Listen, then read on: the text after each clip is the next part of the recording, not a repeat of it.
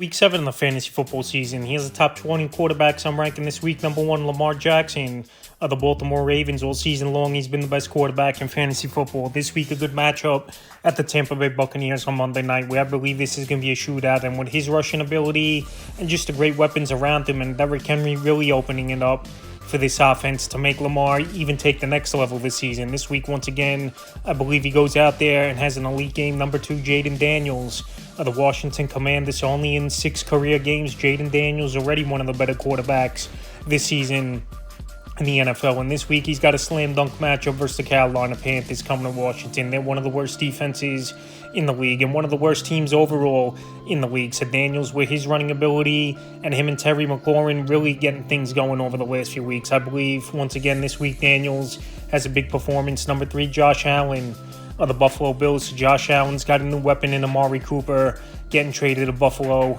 And we'll see if Cooper does play in this game, but now it's a true number 1 wide receiver back in the offense. After the offseason, Stephon Diggs got traded to Houston and Gabe Davis left and went to the Jacksonville Jaguars. So this week, I know on paper it's not a great matchup versus Tennessee Titans, where, believe it or not, they got a pretty stout defense. But Josh Allen's matchup proof, first quarterback off the board.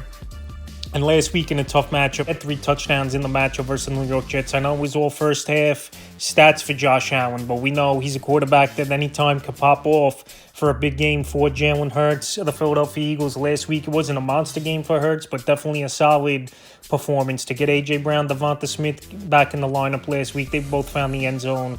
And this week, a matchup at the New York Giants, a team he's had good success against in his NFL career. So with his top 2 weapons back, even though Dallas Goedert, I don't believe is going to play in this game, I think Hurts goes out there, has a good game. Number 5, Baker Mayfield of the Tampa Bay Buccaneers. Baker Mayfield, he's fit this team like a glove over the last 2 seasons. Last week, once again, went out there. I know he threw 3 interceptions, but over 300 yards and 4 touchdowns in that ball game for Baker Mayfield. And when you got Mike Evans, Chris Godwin, receiving room, K. Dotton, a pretty decent tight end, and now Sean Tucker emerging as a good receiver out of the backfield. This is a loaded offense, and even this week versus a mediocre defense versus Baltimore coming to town, this has a potential shootout written all over it. Number 6, Jordan Love of the Green Bay Packers. Jordan Love, since he's been back in the lineup, he's just doing nothing but throwing touchdowns for this Green Bay Packer team, really spreading the football out. We saw last season in his first year as a starter, got the big contract in the offseason, and now he's picked up where he left off last year after he missed a few games early on as Jordan Love. So he's spreading the football, like I said. Jaden Reed's been one of the best receivers in the league. Christian Watson returned to the lineup last week, scored a touchdown. Romeo Doubs returned. So like I said, a lot of weapons over there in Green Bay, and he just finds ways to get the football down the field and find the end zone. So this week in a potential shootout with Houston, I believe he has another great performance. Number 7, C.J. Stroud,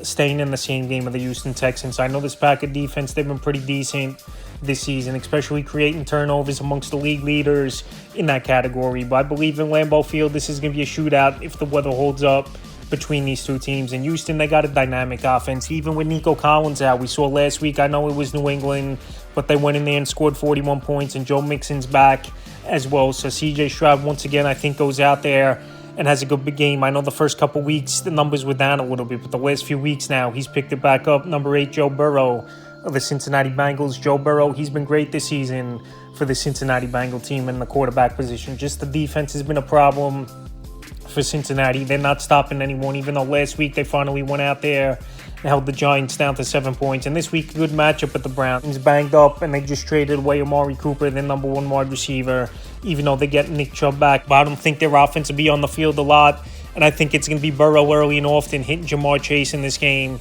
getting T. Higgins the football, where he's had a good 3 weeks in a row now. And this is a dynamic offense. Like I said, when you got 2 wide receivers like that could be number 1s on most teams in the league, and you got both of them, you're going to put up fantasy points when you're healthy, and Burrow's been healthy this season. Number 9, Sam Darnold of the Minnesota Vikings. So Darnold's been a huge surprise this season for this Minnesota Viking team, and actually to have fantasy value. So this week, a potential shootout in Minnesota with division rival Detroit Lions coming to town. We know they put up a bunch of points. I think Sam Darnold, after a bad performance versus one of his former teams, the New York Jets in London in Week 5, he comes out in this one and gets it going early and often. You got Justin Jefferson, best receiver in my opinion in the league. Jordan Addison, a solid wideout. And Aaron Jones, he should be back in this game, and he's a decent receiver out of the backfield as well. And we know this Detroit Lion team lost Hutchinson on the defensive side of things, which also helps Sam Darnold in this offense. Number 10, Jared Goff of the Detroit Lions. So maybe I'm a little bit higher on Goff than other people are. But Jared Goff, he's got an amazing offense, obviously. Amon-Ra St. Brown, Jameson Williams, Sam Laporta, Tim Patrick the last couple weeks. He's definitely put up some numbers as a number 3 receiver for this Lion team. And then you got Gibbs and Montgomery out of the backfield who could catch the football. So this week, I know it's a tough matchup in Minnesota, one of the best, if not the best defense so far in the early going this year. But Jared Goff, with all those weapons and just the accuracy he has and the consistency the last couple seasons in this Detroit Lion offense, I believe it's time for Goff to start moving up the rankings because he's been a consistent quarterback for the most part. In the last 2 games, he's gone out there and put up elite numbers. Number 11, Kyler Murray of the Arizona Cardinals. So we don't know for sure if it's Harrison's going to be in this game or not after he got concussed in last week's loss at the Packers. And Kyler Murray this week, a good matchup versus the Chargers coming in town. We know Murray has a lot of rushing upside at the quarterback position, and that's why he's always a top 12 option, because we've seen it with Murray even a few weeks ago, 50-yard touchdown right off the bat.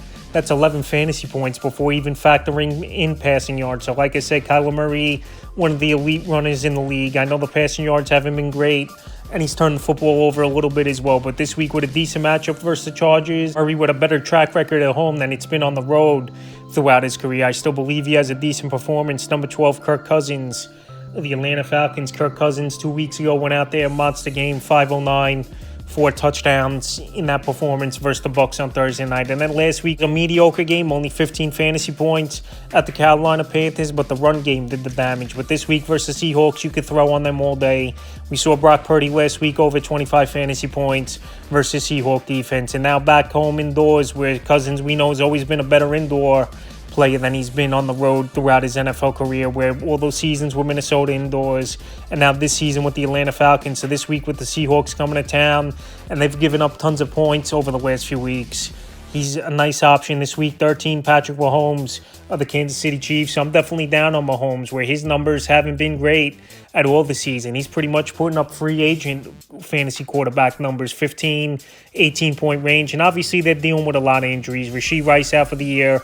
Hollywood Brown hurt in preseason. He's out for the season. Pacheco hurt in the backfield. Who knows if he's coming back in the regular season. And this week with a tough matchup at the 9, he's one of the better defenses in the league. I think it's going to be tough sledding once again for Patrick Mahomes. But I'm not going to drop him way down past 15 because just that upside, and it's Patrick Mahomes, obviously a 3-time Super Bowl winner already.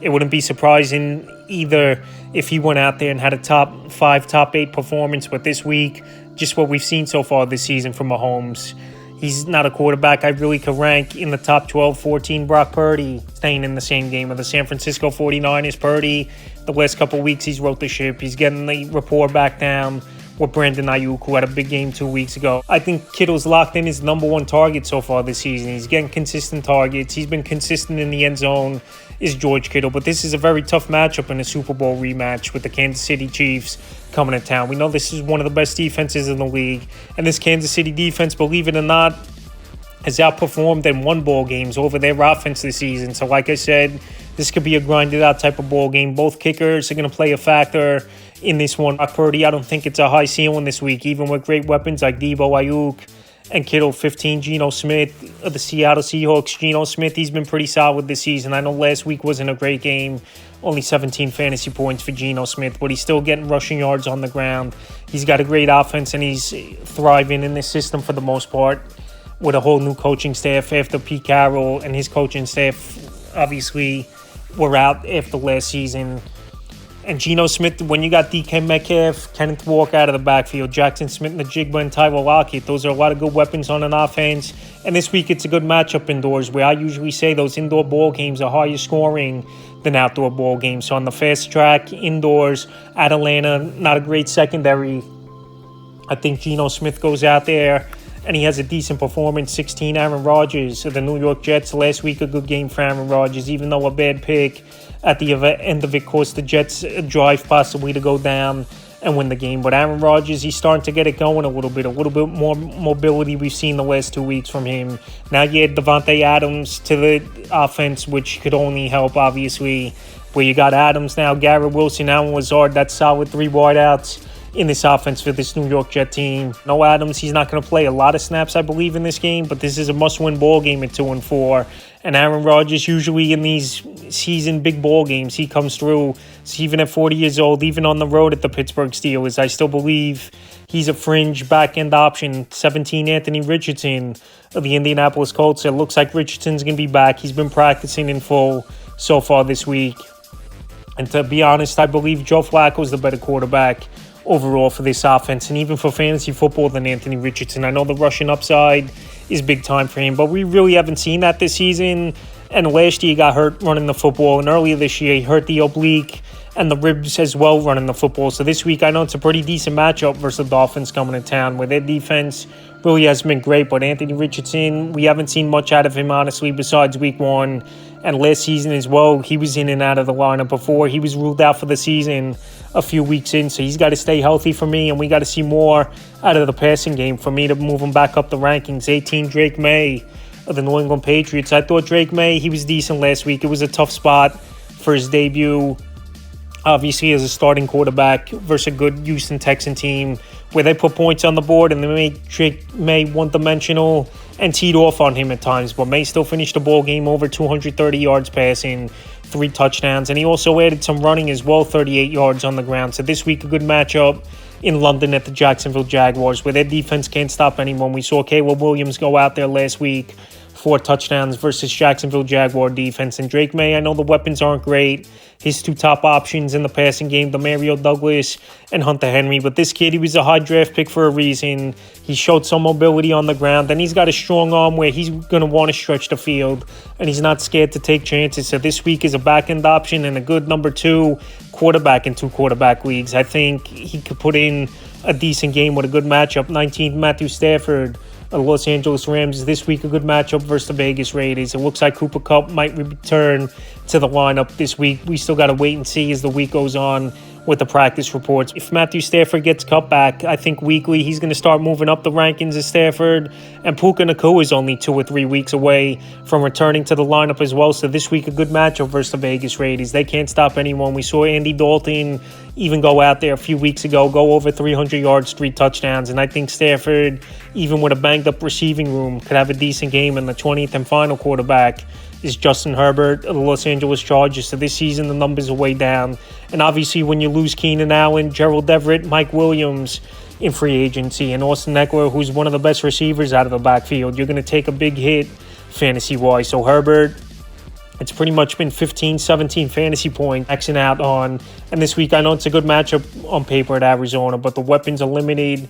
Lad McConkey, Quentin Johnson, Joshua Palmer for the most part in this offense. So, like I said, he doesn't have a high ceiling, but if you're in desperation mode, maybe he could surprise. So that's the top 20 quarterbacks I'm ranking for Week 7 of the fantasy football season.